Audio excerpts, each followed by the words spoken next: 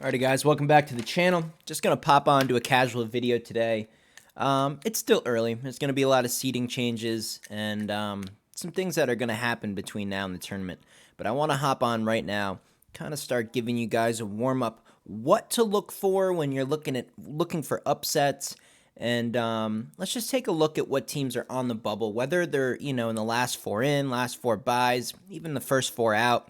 Let's look at some of these teams and kind of make a mental note.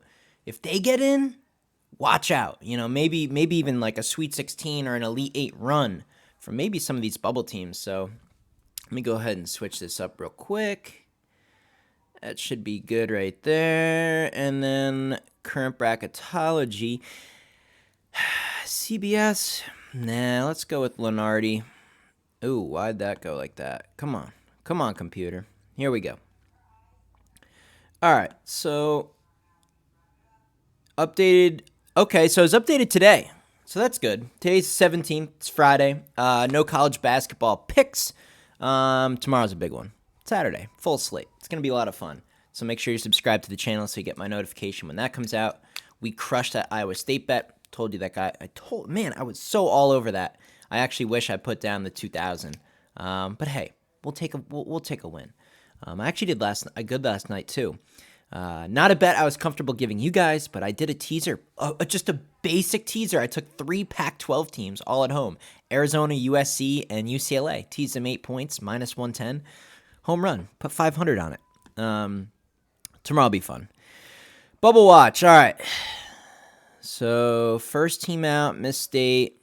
Top seed is Bama right now. Am I biased with Alabama because of the Oklahoma meltdown game? Probably. I don't really like Alabama. Gotta be honest. Clemson, I don't know. So let's look at this. Let me make sure you guys can even see this. Yeah, you should be able to see this. Let me scroll up a little more. So here is like the bubble. So last 4 buys, those teams are in.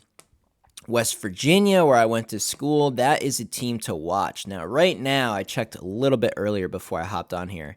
They're currently in a really bad situation. They have West Virginia going up against Northwestern, who we've bet on a lot this year, and every time we've bet against them, we've lost. So I'm not really liking that. Hopefully that'll change for West Virginia's sake. But if West Virginia gets a good matchup or even a good spot in the bracket to where like maybe they have 2 or 3 games ahead of them that are doable, I'm going to be hammering West Virginia, and it's not just a bias because I went to school there. You have to go with Big 12 teams this year. You have to do it. I think you guys are crazy not to just specifically go through your bracket and give the Big 12 teams like extra consideration regardless of what seed they are. They just play such a tough schedule. I mean, playing in the Big 12, it's basically like you're playing semi-pro basketball all year long. So when they get to the tournament, they're tested, man. They've already had so many hard games versus like a Wisconsin. Somehow Wisconsin is in the last 4 in. I think they suck. They haven't done enough. They've played better as of late, but like a Wisconsin is going to get wrecked, like potentially first round if they get in. So I don't like the Big Ten. I think the Big Ten's weak. I think the ACC sucks. Like UNC, last 4 in, they suck. They suck. And they were in the championship game last year, so they got a target on their back. Kentucky, I would think, is dangerous. They got Oscar. They got some guys that can shoot. Good coach. Coaching is another big X factor. You always want to go with the good coaches in this type of a thing in the big tournament. Having a really, really good coach like Bill Self on Kansas. That Kansas team, man, they were looking kind of shaky halfway through the season, but they've turned things around. So you want to look for coaches. You want to look for the conference teams that play good teams all year long, like West Virginia. They're going to sneak in. If they're like a 9 seed playing an 8, oh my God. I mean, you're looking at maybe 2 upsets in a row just off one team right there. So that's what we're going to be looking for. Let's look at some of these teams that are currently out. USC could be dangerous. They got a couple guys that can get going. Some experience in Peterson. The Pac-12 sucks. It's kind of weak, top-heavy conference. But if USC gets in, I'll be looking at that team. Same with Miss State. The SEC, they got some really bad teams at the bottom, but some of those teams are actually pretty they're not that skilled, but man, they got like some grit. I feel like the SEC has some grit, like some tough teams. Miss State, Texas A&M, Missouri. I mean, these teams are just kind of tough. Florida kind of sucks. LSU sucks. Georgia sucks. You know, I know the bottom is garbage, but I kind of like a couple of those middle of the road or upper end SEC teams. They're kind of tough schools, and if they're not seeded real high, they could be kind of dangerous. None of these teams over here in the next 4 out are interesting to me. I think all those absolutely suck. I do really like the Big East this year, but not the bottom teams. So really when I'm looking at this, guys, when I'm looking at the bubble, if I had to circle some names, I would look at West Virginia. I'd look at Miss State and USC if they can get in. And I'd be looking at teams like Wisconsin and North Carolina to go against. I mean, if these teams can squeak in, I mean, they're going to lose, and then everyone's going to be mad if their team didn't get in over one of these two teams because they're just going to get blown out. People are going to be like, see, they suck. Why did you put them in? They didn't deserve it. Let's take a quick look at the bracket. If I was to go through this right now, you know, we'll do like a trial run. Let's say this is the actual bracket. I'm going to go through right now in just a couple of minutes and tell you what upsets I would take and why. I'd take this one right off the bat. I'd be hammering Oklahoma State over NC State. 9-8 is not a big upset, but I'd be taking Oklahoma State here for sure. Drake, not going to get it done over Indiana. I'm sorry. Utah Valley over Miami. Just not familiar with Utah Valley. You have to understand the upsets are going to happen. I mean, every year you look through the bracket, you could pick out a few upsets. Some ones are really, really trendy and everyone hops on it. There's a lot of 10-7s that happen. There's a lot of 11-6s.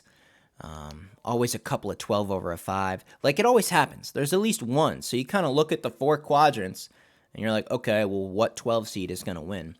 You have to pick one. You have to. You have to. I'll give you I mean, there's some crazy ones on here. I would consider, like, if Kentucky gets in over North Carolina, Kentucky can definitely beat Iowa. You know? So that would be an 11-6. Here's just oh my gosh. See, this would be one of my biggest bets of the first round if this was actually the bracket. Arkansas over San Diego State. I mean, that's the biggest lock I've ever seen. So there's a 10-7. Pitt Auburn, no clue. Creighton or Roberts. Iowa State's too good. So here's a good setup for Iowa State. Even in the second round, they'd play Creighton. I know Creighton's been pretty good this year, but power the Big 12. I'll take Iowa State over Creighton all day long. And then Purdue's look pretty shaky, so you could see Iowa State, if this was the actual bracket. Iowa State could really make some noise. Wisconsin or Clemson over TCU. Absolutely not. TCU has Mike Miles and Lampkin back. They actually didn't play in that last game when we hammered Iowa State over TCU. But they got enough time left here. There's still a few weeks. They'll be rocking and rolling. You know what? I'm going to say it right now. TCU is one of the best. I'm going to say this right now. This just hit me like a light bulb. I mean, this just got me fired up. TCU is the number one team to look out for to make a huge run as like a medium seed, not a high seed, because those injuries to the team and not being healthy has given them a bunch of losses to knock their seeding down to a seed that is substantially lower than where they should be. A healthy Mike Miles and a healthy Lampkin, if they have those guys all year, could TCU be like a 2? Yeah, they probably could be. So just because of that, if Mike Miles, if they can get to where they were to start the year, and they come into this tournament as like a 6 or a 7, oh my God. I mean, put them in like Elite 8. They're going to be knocking down some teams. UC Irvine over Gonzaga. I like that. Gonzaga's no juggernaut this year. Good program. They've had some good teams in the past, but they play absolutely nobody. I mean, they play high school teams. They're just not used to good competition. UC Irvine, they've made some noise before. I would take that. I would take 14 over a 3 right here. Maryland's too good. UCLA, man. Bunch of freaking Cali boys, pretty boys, not a lot of size on that team. They got experience, but man, I think Tiger Campbell sucks. Jaquez is nasty. He's unbelievable. Bailey sucks. They got some serious liabilities on that team. And the coach, he dresses in some fancy outfits every game. He doesn't impress me. His lineups, the substitutions he make, I don't know. Stanford, I have no idea who you are. You probably suck. But I've seen crazier things happen. UCLA doesn't impress me. Maybe they would wake up in the tournament because then they might actually care and not just jog down the floor. I mean, they play some of the worst defense I've seen ever. So I'm not going to have UCLA going very far at all in my bracket. Rutgers A&M, I'd take A&M there. There's a 9 over an 8, no doubt. I'd take A&M over Rutgers. Rutgers has fallen off, and in the tournament, it's not a home game. I mean, really, all they've done is win some big games at home, besides the last one, which was embarrassing, getting destroyed by Nebraska. They just seem to be kind of falling off. I'd take A&M for sure there. VCU Xavier, nah, I can't do that. Southern Miss over K-State, absolutely not. K-State's nasty. They got the Big 12 edge, used to really good teams. Memphis over Illinois, that could happen. I'd probably take a shot there. I would just probably put it in there. Take Memphis over Illinois there. Vermont, Tennessee. I don't know.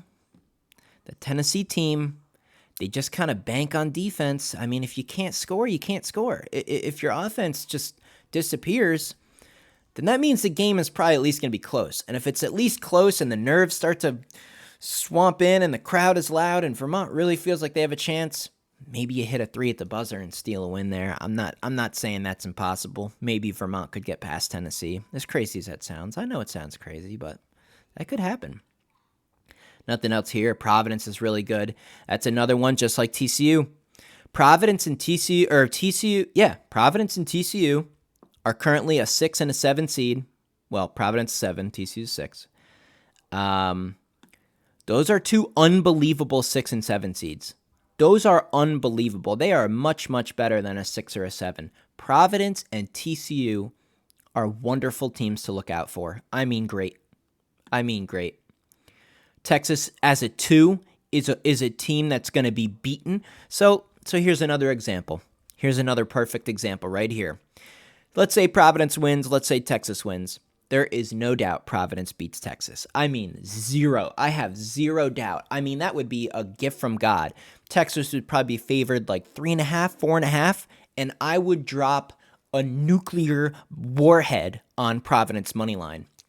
Texas can't trust the guards. They have no guard play. How do you win in the big tournament? You have to have guards that can take the pressure and run the show.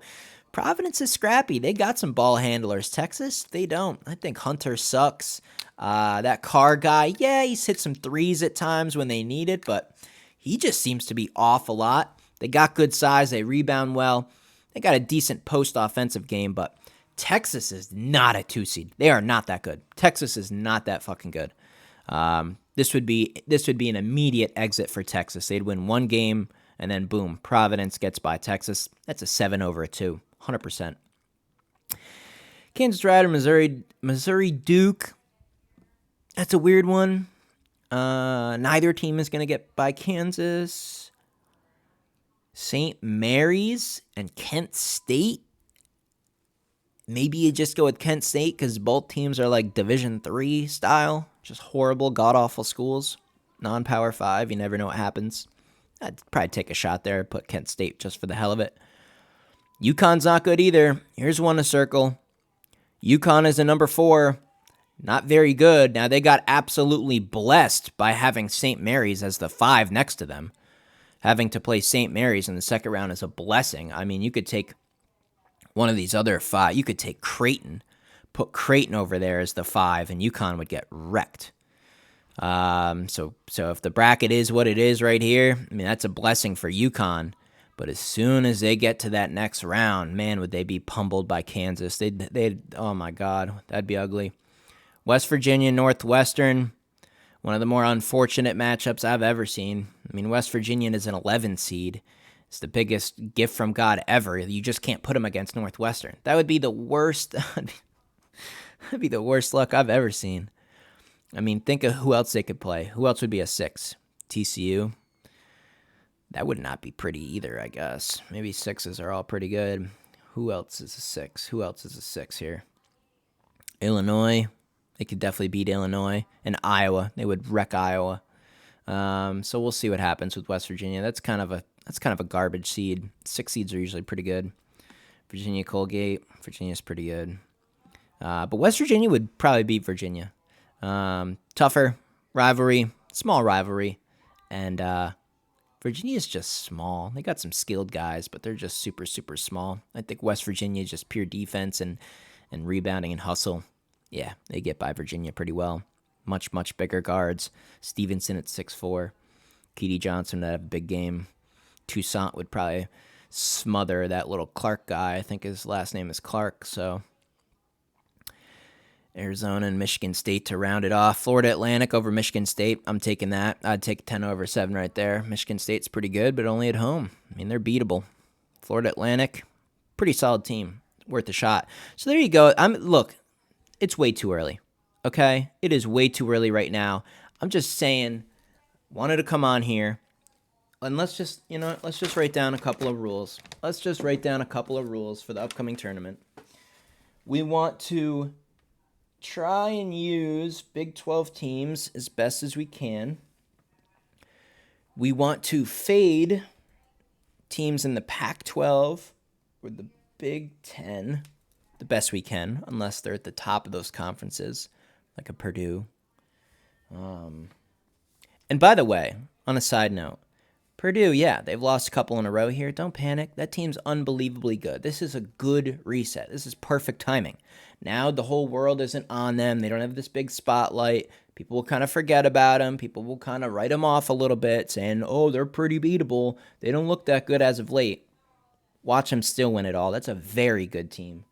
So there's some good value, is putting Purdue farther than most will. People are going to be thinking this Purdue team will get beaten. I don't see it. So look, we want to use the Big 12 to our advantage. We want to understand the fact that regardless of how absurd a matchup might be, there's always a 12 over a 5, an 11 is going to beat a 6 somewhere, maybe 2 10s over a 7. A 2 seed will probably get beaten by a 15. Like probably more than likely, a 2 seed is going down. So we're going to have to just look through and just take our shot somewhere.